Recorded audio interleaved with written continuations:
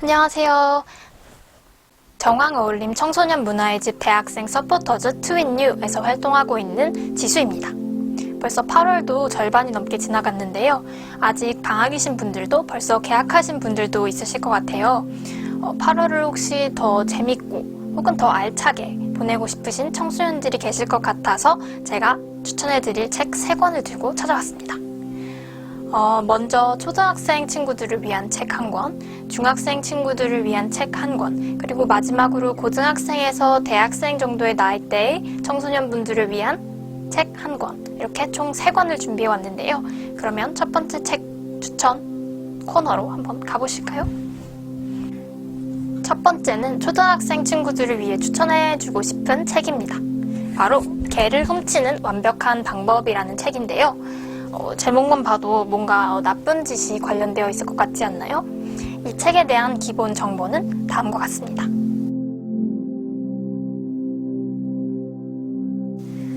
워낙 유명한 책이라 이미 제목만 듣고도 무슨 내용인지 읽으셨던 분들은 기억이 떠오르실 것 같아요. 하지만 처음 듣는 분들도 있으실 것 같기 때문에 제가 책에 대해서 간략하게 소개를 한번 해드리겠습니다.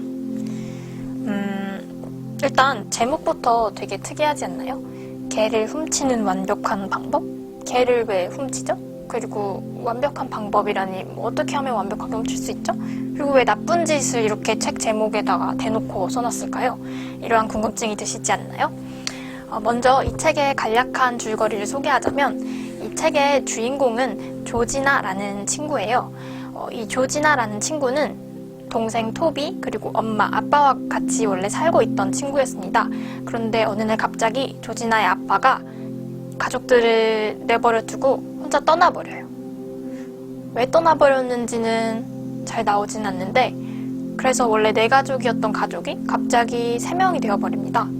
이 상황에서 이 4가족이 원래 살던 집에서도 나와야 돼요.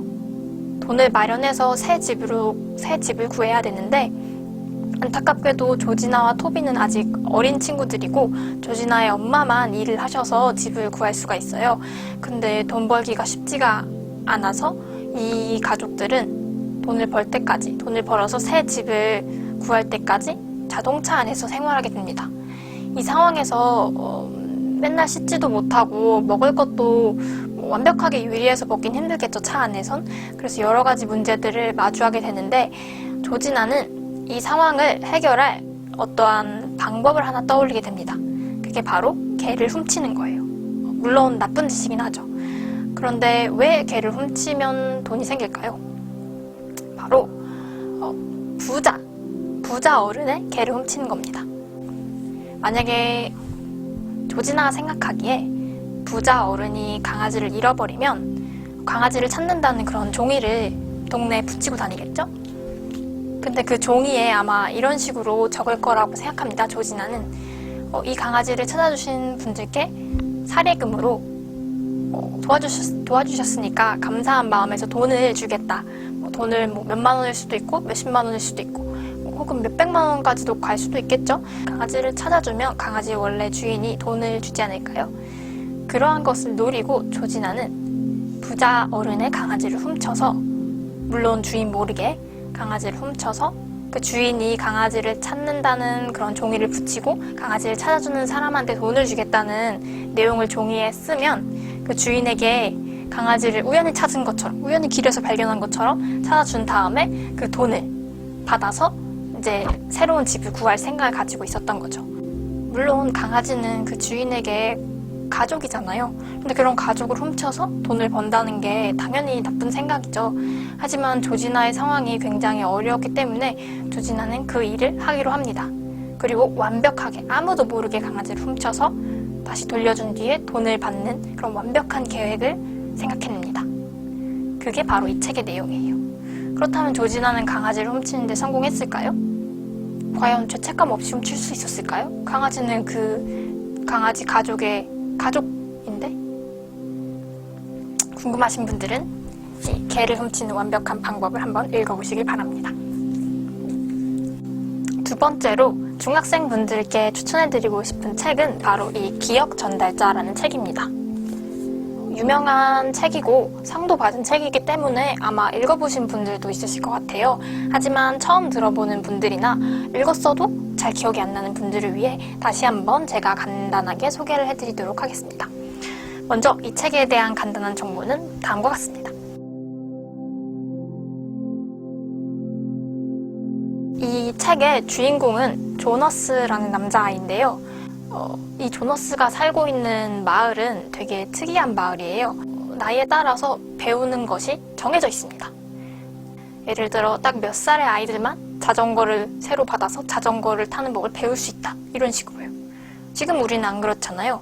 자전거를 타실 수 있는 분들은 혹시 몇 살 때 자전거를 배우셨는지 기억나시나요? 저는 아마 한 6학년 때? 6학년 때 배웠던 것 같은데 제 친구들 중에는 2학년 때부터, 초등학교 2학년 때부터 벌써 탔던 친구들도 있고 그렇잖아요. 그런데 이 마을은 그 나이 때 배우는 것들이 정해져 있고 그걸 어기면 안 됩니다.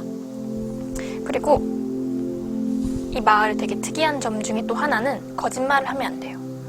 물론 우리도 거짓말이 나쁜 거라는 건 알고 있죠. 하지만 거짓말을 할 때도 있잖아요. 그런데 이 마을에서는 아이든 어린이든 절대 거짓말을 하면 안 됩니다. 그리고 간밤에 꿈을 꿨다면 그 꿈의 내용에 대해서도 자신의 부모님한테 반드시 말해야 돼요.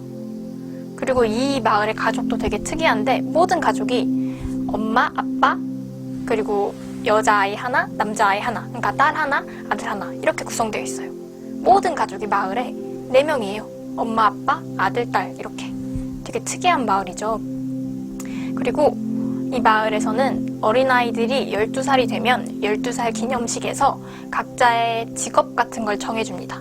그럼 평생 동안 이 직업을 하면서 살아가야 돼요. 물론 이 어린아이들이 태어나서 자랄 때까지 어떤 거를 좋아하고 어떤 일을 잘하고 이런 거를 관찰을 한 결과를 토대로 직업을 주긴 해요.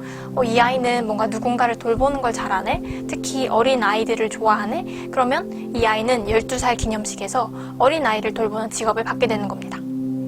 주인공은 이 12살 기념식에서 되게 특이한 그런 직위를 받게 돼요. 그러니까 주인공이겠죠? 바로 기억 보유자라는 직위입니다. 이 직위를 가진 사람은 이 마을에 딱 2명밖에 없어요. 되게 특이한 거죠? 원래 기억 보유자, 그러니까 기억 보유자 할아버지라고 지칭할게요. 기억 보유자 할아버지랑 주인공 조너스, 12살의 조너스 이 둘밖에 없습니다. 이 마을에서. 뭐 하는 사람들이냐 하면 과거의 기억들, 그리고 아주 슬프고 아주 기쁘고 뭐 아주 화나고 이런 감정들이 담긴 기억들을 이 마을에서 이 둘만 가지고 있는 거예요. 다른 마을 사람들 이런 감정, 이런 기억, 아무런 그런 기억이 없습니다. 우리 뭐 겨울에 썰매도 타고 스키장에도 가신 분들 있을 거고 그렇잖아요. 눈싸움도 하고 이런 즐거운 기억들 이 마을 사람들 아무도 갖고 있지 않아요. 딱 2명. 원래 기억을 갖고 있는 기억 보유자 할아버지랑 이번에 새롭게 기억 보유자가 된 주인공 조너스 뿐입니다. 물론 조너스도 아직 기억을 많이 갖고 있진 않아요. 이 할아버지가 자기가 갖고 있는 기억을 주인공한테 넘겨줘야 주인공이 그 기억을 갖게 되는 거예요. 되게 특이하죠? 그래서 이 마을 사람들은 되게 겉으로 보기에는 평화롭게 살고 있어요. 싸움도 없고 뭐 엄청 화나는 일도 슬픈 일도 엄청 정말 기쁜 일도 없이 그냥 되게 겉으로 보기에는 평화롭게 잔잔하게 살고 있습니다. 그런데 주인공은 되게 특별한 일을 받게 된 거잖아요. 엄청 행복한 기억도 가질 수 있지만 반대로 엄청 끔찍하고 슬픈 기억들까지 자기만 갖고 있어야 되는 거예요. 그 기억 보유자 할아버지랑. 여기서 주인공의 선택은 어떻게 될까요?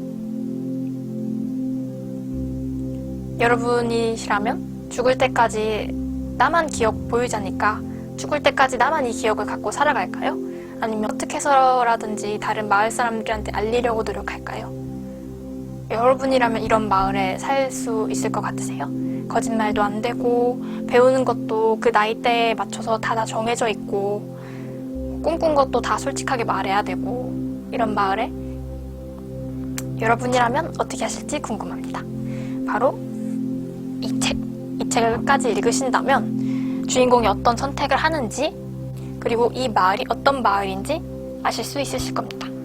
궁금하신 분들은 기억 전달자 꼭 읽어보세요. 마지막으로 고등학생에서 대학생 분들한테 추천해드리고 싶은 책은 이 프레임이라는 책입니다. 여기 작게 글씨가 쓰여 있어서 안 보이시는 분들도 있으실 텐데요. 여기 옆면에 프레임이라고 쓰여 있죠. 이 책은 심리학 책이에요. 심리학이 뭐지? 라고 생각하시는 분들도 있고 심리학을 아마 좋아하시는 분들도 있으실 거예요. 제가 대학교에서 배우고 있는 전공이 바로 심리학인데요. 심리학은 인간의 그런 마음 같은 걸 과학적으로 연구하는 학문이에요. 우리가 흔히 아는 심리학 하면 범죄 심리학 같은 게 있죠. 범죄자들이 왜 이런 범죄를 저질렀고 범죄자들이 어떤 의도에서 이런 범죄를 저질렀는지 이런 것들에 대해서 밝혀내서 수사에 도움을 주는 그런 범죄 심리학도 있고 우리 주변에서 흔히 볼 수 있는 심리학 하면 상담 심리학 같은 것도 있죠. 상담해 주시는 분들 그런 상담 기법 같은 것도 심리학에서 배울 수 있답니다. 그리고 뇌에 대해서 배우기도 해요. 뇌의 어느 부분이 어떤 감정이랑 관련이 있고 우리의 기억과 관련된 뇌 부위는 어느 부분이고 우리가 말하는 것, 그러니까 언어와 관련된 뇌 부위는 어떤 부분인지 이런 것들이 바로 심리학에서 다루는 주제들입니다. 심리학에 대한 설명은 여기까지고요. 아무튼 심리학이 궁금하시거나 심리학을 이미 좋아하시는 분들은 이 책을 추천해드려요. 먼저 이 책의 제목, 프레임이 뭘까요? 앞선 두 책들은 개를 훔치는 완벽한 방법이나 기억 전달자처럼 무슨 책에 어떤 내용이랑 제목이 관련 있는지 알 수 있었잖아요. 하지만 프레임은 제목만 봐서는 무슨 내용인지 알기 어려우시죠? 프레임, 영어, 프레임, 틀, 이런 틀 같은 걸 말하는 건가 생각하실 수 있잖아요. 맞습니다. 프레임은 그런 뜻이에요. 제가 책에서 나온 프레임의 뜻을 한번 읽어드릴게요. 프레임은 한마디로 세상을 바라보는 마음의 창이다. 어떤 문제를 바라보는 관점, 세상을 향한 마인드셋, 세상에 대한 은유, 사람들에 대한 고정관념 등이 모두 프레임의 범주에 포함되는 말들이다. 네, 쉽게 예시를 들어보자면 우리는 같은 걸 봐도 다르게 생각할 때가 있어요. 같은 사람을 봐도 어떤 사람은 저 사람에 대해서 되게 멋있는 사람이야, 되게 책임감 있고 이런 사람이야 라고 말하지만 어떤 사람은 똑같은 사람에 대해서 그 사람 책임감 없는 사람이야, 멋있지도 않아 이렇게 말할 수도 있잖아요. 우리는 같은 걸 봐도 되게 다르게 느끼고 다르게 받아들이게 됩니다. 각자의 프레임, 각자의 틀로 그 사람이나 사물을 보게 되는 거죠. 그게 바로 프레임인데요. 예를 들어서 수능 100일 얘기를 해볼까요? 얼마 전에 수능 100일이 지났는데 제가 고등학교 1학년, 2학년 때는 이제 수능 100일이 되면 고등학교 3학년 선배들이 어떻게 생각할까에 대해서 생각을 좀 많이 해봤어요. 왜냐면 저도 몇 년 뒤면 고3이 되기 때문에 그때 제가 생각했던 거는 되게 떨리겠다. 밥도 잘 안 넘어가겠다. 이런 생각을 했었거든요. 근데 제가 막상 고3이 되어보니 수능 100일이 되었을 때 제가 생각했던 거는 오늘 급식 뭐 나오지? 회오리 감자가 나왔으면 좋겠다. 이런 것들이었답니다. 이렇게 같은 문제를 바라보는 시선이 고등학교 1학년 때, 2학년 때일 때와 고등학교 3학년일 때 다르죠? 이렇게 각자의 그런 프레임으로 우리는 세상을 바라보고 있답니다. 이게 바로 그런 거에 대한 설명이 있는 책이 바로 프레임이에요. 이 책은 그리고 심리학에 대한 이미 유명한 여러 실험들의 결과 그리고 여러 사례들을 담고 있기 때문에 심리학을 좋아하시는 분들이라면 되게 즐겁게 읽으실 수 있으실 거예요. 저는 대학교 전공 수업에서 다룬 실험들이 많이 나와서 되게 쉽게 읽었는데 아마 심리학이 별로 관심이 없으셨거나 이 책을 처음 보시는 분들은 조금 낯선 실험도 있을 것 같아요. 하지만 그래도 심리학이라는 과목 자체가 워낙 재밌다 보니까 관심 있으신 분들은 한번 보시길 추천해드립니다. 네, 이렇게 초등학생, 중학생, 고등학생에서 대학생까지 청소년들을 위한 책 3권을 추천해 보았는데요. 첫 번째는 개를 훔치는 완벽한 방법이었죠. 두 번째는 기억 전달자였고요. 세 번째는 프레임이었습니다. 네. 초등학생, 중학생, 고등학생에서 대학생까지 추천 범위를 나눠놓은 거는 제가 임의적으로 나눠놓은 거기 때문에 관심 있으신 주제가 있으시다면 고등학생이 아니셔도 프레임 읽으셔도 되고 초등학생이 아니셔도 개를 훔치는 완벽한 방법 읽으셔도 됩니다. 각자 관심 있는 주제를 읽으시면 좋을 것 같아요. 다만 프레임 같은 경우에는 난이도가 조금 있기 때문에 초등학생 분들이 읽으실 때는 어려운 점도 있으실 것 같긴 해요.